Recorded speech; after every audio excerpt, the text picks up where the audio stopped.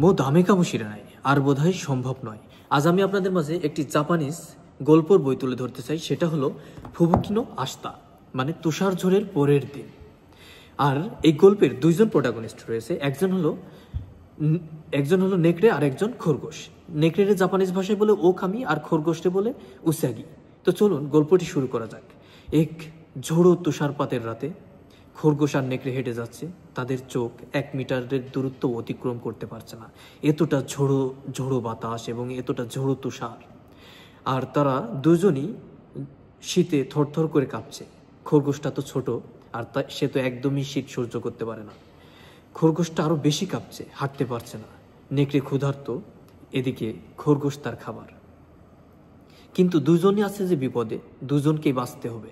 এখন বন্ধুত্বে পরিণত হয়ে গেছে তাদের উদ্দেশ্য একটাই, আগামীকালের আলো দেখা আর বন্ধুকে বাঁচানো, বন্ধু হয়ে বন্ধুকে সাহায্য করা।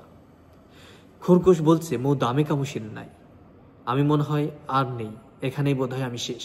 তখন নেকড়ে বলে, দাইজুব আস্তানারে বা কিত্ত, মানে আশা রাখো, আগামীকাল অবশ্যই আলোর দিন হবে, কিংবা আগামীকাল অবশ্যই ভালো হবে। ঠিক আছে, আগামীকাল অবশ্যই ভালো হবে, আশা রাখো। এই হলো বন্ধু। তারপর এক সময় তারা এই প্রচণ্ড তুষার ঝরে তাদের প্রচণ্ড আশা নিয়ে হাঁটতে থাকে, আলোর আশা নিয়ে। হাঁটতে হাঁটতে এক সময় একটি গাছের নিচেই তারা আশ্রয় পায়। সেই গাছটা তাদের একটু হইলেও বাঁচায়। গাছের নিচের হালকা একটু গুহা ছিল, ওই গুহার নিচেই খরগোশটাকে বুকে জড়িয়ে ধরে রাখে নেকড়ে। ওইদিকে আসার সময়ও তার পিঠে চড়িয়ে নিয়ে আসছে খরগোশরে। খরগোশ আর পারছে না, বুকে জড়িয়ে ধরে আগামীর দিনটা দেখায়। আগামীর দিনে সূর্যের আলো ঝলমলে রূপ নিয়ে উঠে আর দিনটাকে আলোকিত করে দেয়। এখানে মূল শিক্ষণীয় বিষয়টা হলো বন্ধুত্ব জাতি, ধর্ম, প্রকৃতি, নিয়মের ঊর্ধ্বে।